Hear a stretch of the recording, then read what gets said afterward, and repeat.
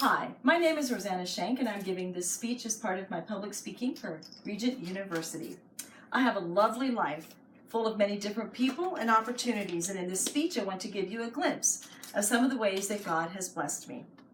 As I said, my name is Rosanna. However, I'm usually called Rosie, Mom, or Mrs. Shank. These names also define various parts of my life, and in the first part of my life that I want to show you, I am called Rosie by my husband and Mom by my family. This is my husband and I. This is John. We have been married for 32 years. We met at Bible college when I was 18 and he was 22. We dated for 3 years and got married when I was 21 and he was 25. We have 9 lovely children. This is an old picture. In the audience are quite a few of them that are current. But I have 3 sons and 6 daughters. I could tell you many interesting things about all of them. I'm just going to tell you 2 things that are somewhat interesting. My oldest son is 21 years older than my youngest son, who is 10.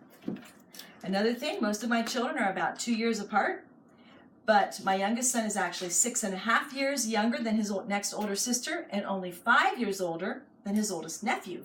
Which brings me to another very interesting thing. I have 5 adorable grandsons. I don't have a picture because the youngest one is only 2 weeks old, and I've got to spend time this week holding him and helping take care of him, and it was a lot of fun being grandma this week.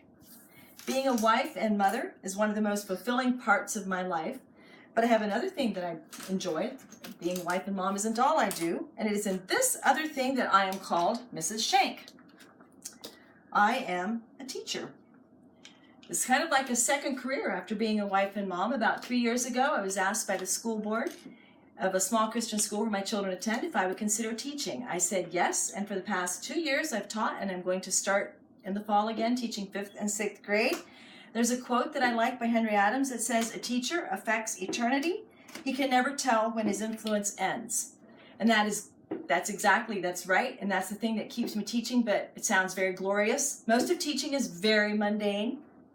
Spend a lot of time talking about things like fractions and how they work, and subject complements like direct objects and predicate nominatives, all those very exciting things.